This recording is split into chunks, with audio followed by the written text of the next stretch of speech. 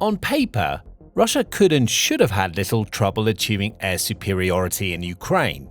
It began the war with one of the strongest air forces in the world, boasting state-of-the-art jets, tactical bombers, and large numbers of additional aircraft to help it dominate the skies against almost any opponent, especially a significantly smaller and weaker one like Ukraine. But that didn't happen. Years into the war, Russia still struggles to achieve anything close to air superiority due to a mixture of factors, including its own tactical incompetence and Ukraine's extraordinary ability to defend itself. So here's a closer look at how and why Russia failed to take control of the skies. In early 2022, when Russian President Vladimir Putin gave the order for his army to invade Ukraine, he would no doubt have been banking on his country's air force, the VKS, as it's known in Russia, to help pave the path to victory, and many experts around the world would have agreed with him. Indeed, US intelligence sources predicted an intense aerial assault from Moscow that would involve a massive mobilization of Russia's extensive aerial assets. They foresaw Russian jets and bombers wiping out vast swathes of Ukrainian infrastructure, obliterating the country's air defense systems and most important aerial assets. And at least for the first few days of the conflict, those predictions seemed to be coming true.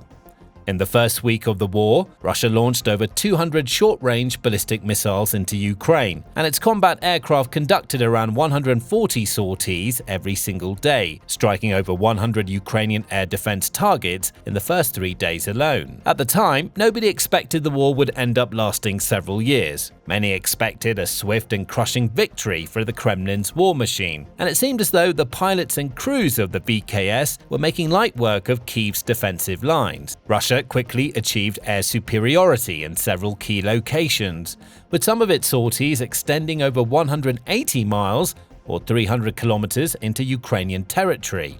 It even managed to carry out a 34-helicopter aerial assault of Hostomel Airport on the outskirts of Ukraine's capital city of Kyiv. Then everything started to unravel. For some strange reason, Russia didn't build on its initial successes. Not only did it fail to expand on its air superiority, it also failed to maintain it. All of a sudden, Ukraine was striking back. It didn't have world-class air defenses at the time, but it didn't seem to need them, as official reports confirmed that multiple manned Russian combat aircraft were being damaged and destroyed by ground-based air defense GBAD systems. Meanwhile, Ukraine also managed to launch its own aerial attacks, using relatively simple and slow-moving Turkish TB2 drones to strike ground forces. Russia should have been able to quite easily detect and destroy those drones, but it didn't, and the world began to ask why.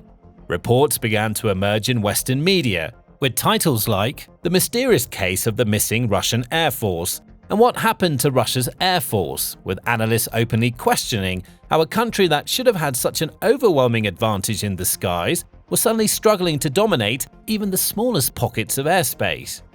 Rob Lee, for example, a Russian military specialist at the Foreign Policy Research Institute, told Reuters, "There's a lot of stuff they're doing that's perplexing." He went on to say he'd expected a maximum use of force from the VKS in the early stages of the conflict. Because every day it goes on, there's a cost and the risk goes up, and they're not doing that, and it's just really hard to explain for any realistic reason. A US defense official, meanwhile, argued that Russia appeared reluctant to commit too many of its aerial resources. They're not necessarily willing to take high risks with their own aircraft and their own pilots. Others, like retired US Air Force 3-star General David Deptula, felt that Russia's air force was simply not as strong as it was said to be. The Russians are discovering that coordinating multi-domain operations is not easy, and that they're not as good as they presumed they were. Only now, years later, can we truly understand how and why Russia failed so spectacularly in this domain. And it's not just down to a single reason or factor. Instead, it came down to a whole combination of elements coming together, a perfect storm of problems involving everything from mismanagement of resources to short-sighted strategic decisions that led to a complete collapse of whatever aerial superiority Russia may once have claimed to have. Let's go through each of those issues one by one. Firstly, It's important to remember that when the war began, many people predicted it would be over in a matter of weeks, if not days. Russia was the bigger, stronger, and richer force, with far greater military experience, training, and assets, along with a massive manpower advantage over its opponent.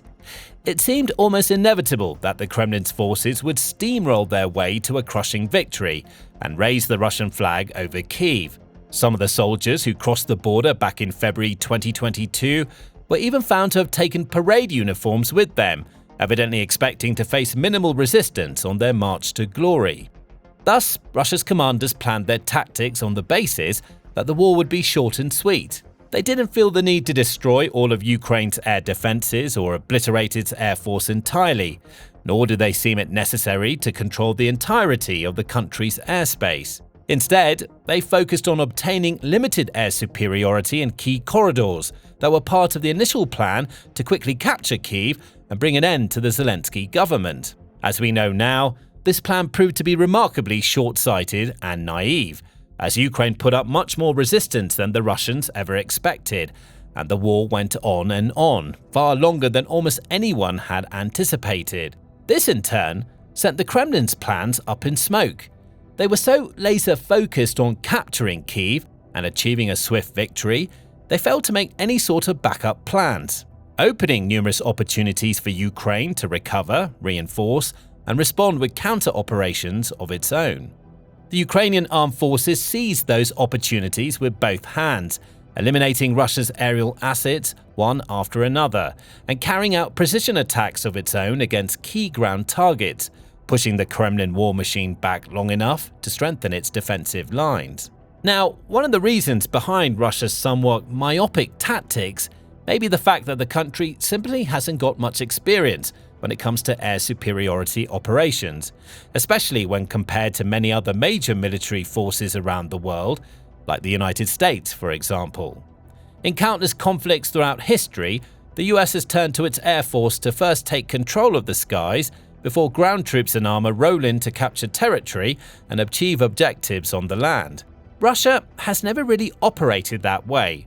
It certainly spent plenty of time, money, and resources building a strong air force, but never felt the need to rely too heavily on it. In past conflicts, for example, the VKS was given quite specific duties, spending most of its time establishing air defenses, for example, or carrying out close air support missions, backing up troops and tanks on the ground. It's almost never been tasked with taking control of vast swathes of enemy airspace, nor has it ever had to contend with a country boasting relatively modern and sophisticated air defense systems like Ukraine. Even when Russian pilots were deployed in Syria, for example, they weren't charged with disrupting or destroying a vast layered air defense network. So, it may simply be that when the war with Ukraine began, Russia's commanders didn't feel confident in carrying out some sort of US-style air superiority campaign. Instead, they stuck to the country's tried and tested playbook, relying more on their vast stocks of tanks and armor, as well as artillery systems, to bombard the enemy's defenses, banking on their brute force tactics being enough to lead them to victory. And because of this strategy, Russian ground commanders in need of aerial support were simply allowed to redirect Air Force assets to assist them. Jets and bombers that could, and perhaps should, have been focusing their energies on taking out Ukrainian air defense systems and aerial assets were instead being repositioned up and down the front lines to help out Russian ground forces. Even within Russia itself, this strategic failure drew criticism, especially when reports began to flood in of Ukrainian air defenses, bringing down VKS bombers and other aircraft with increasing regularity. The Kremlin's tactical failures also extended to its inefficient use of special operations. While other militaries might have focused their spec ops efforts on attaining air superiority by any means necessary, Russia instead delegated a large percentage of its resources to targeting Ukrainian command and control systems. Again, this all tied into its aforementioned focus on forcing Ukraine to surrender and toppling the Zelensky government. As such, much of the Russian campaign, especially in the early stages of the war, involved information operations carried out against Ukraine's military leaders, frontline commanders, and other communities, like cyber attacks against state communications, as well as attempted assassinations of key figures in the Ukrainian leadership group. There was some logic to this plan, and if Russia had managed to, for example, assassinate Zelensky or other important figures spearheading Ukraine's defensive efforts, the country may well have crumbled under the pressure.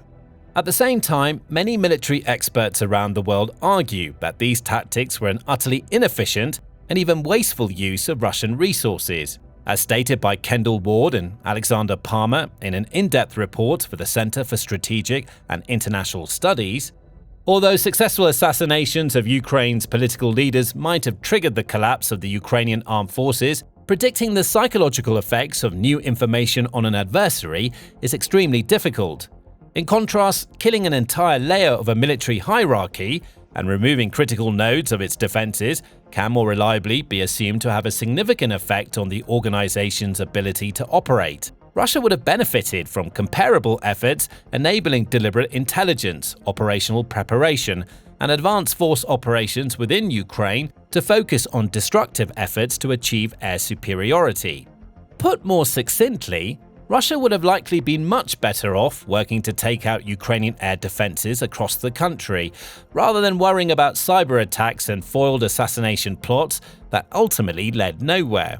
In truth, however, Russia's air force deficiencies date back far before the invasion even began. As mentioned earlier, the country has little experience of attaining aerial superiority and has historically preferred to focus more on expanding its already massive tank army and using ground forces to overwhelm its opponents, rather than seeing the sky as a top priority. This has led to some poor preparation and investment decisions. VKS training regimes, for example, have often focused on very narrow, specific tactical situations, using small and similar groups of aircraft as opposed to integrated strike campaigns.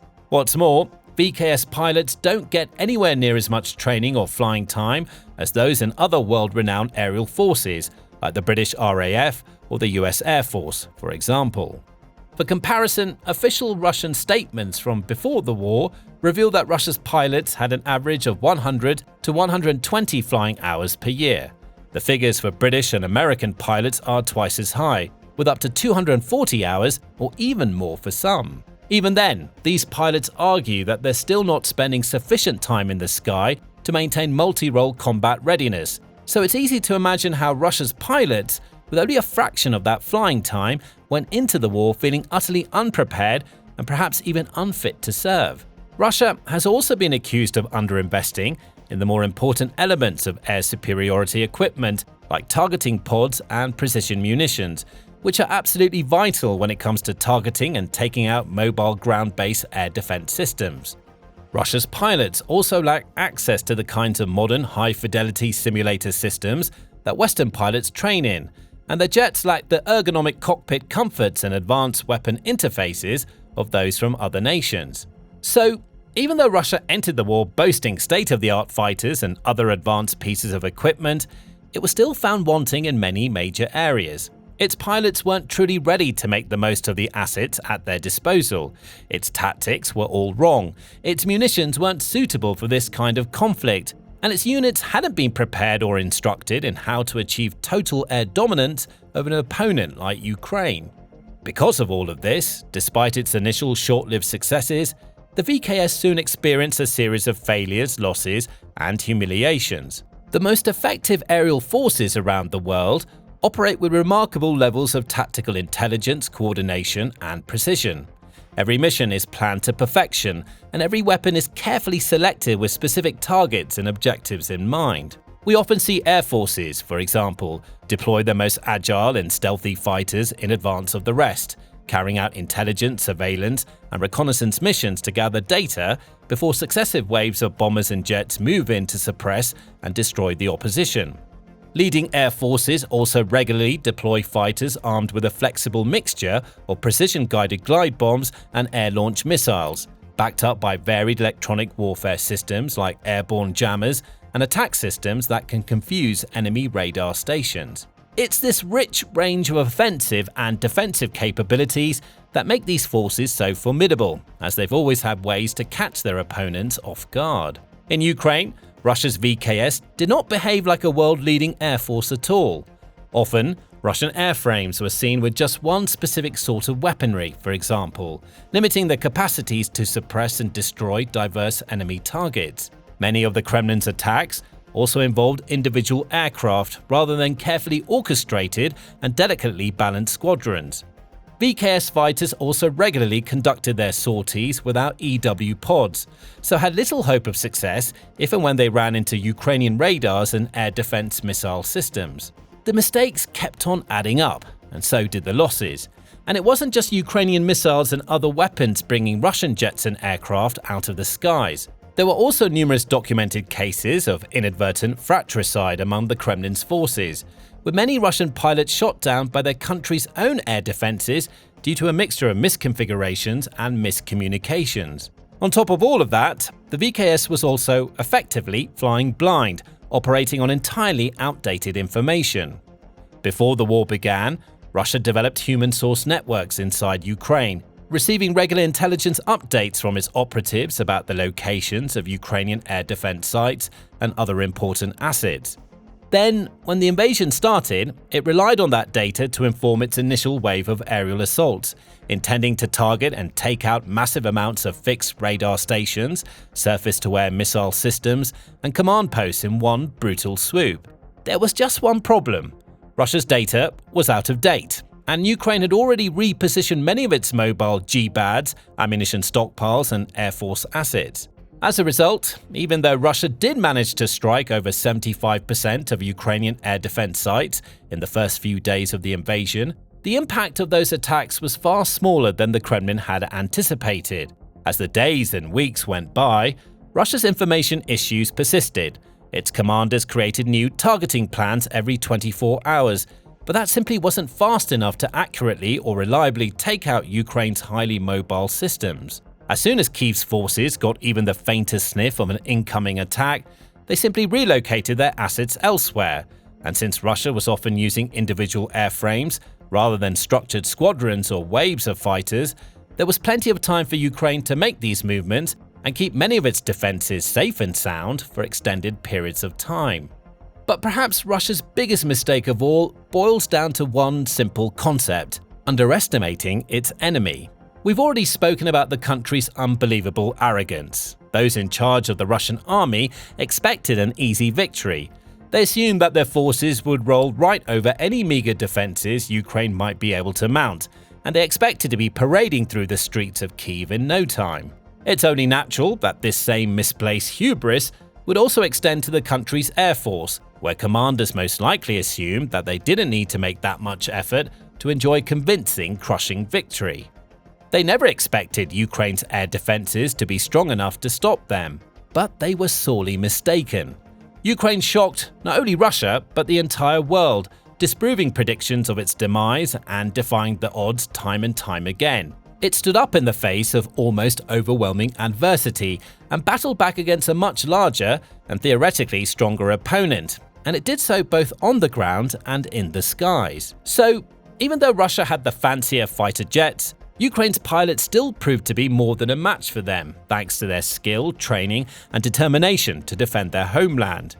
And even though Russia had massive stockpiles of glide bombs and ballistic missiles, as well as a drone army that has only increased in size and lethality as the war has progressed, Ukraine's air defenses have done enough to blunt the Kremlin's aerial offensives over and over again. Kyiv has also received immense and unprecedented support from its allies across the Western world, including the United States and many of Europe's major powers, while also somehow finding the time, resources, and energy to level up its domestic defense industry.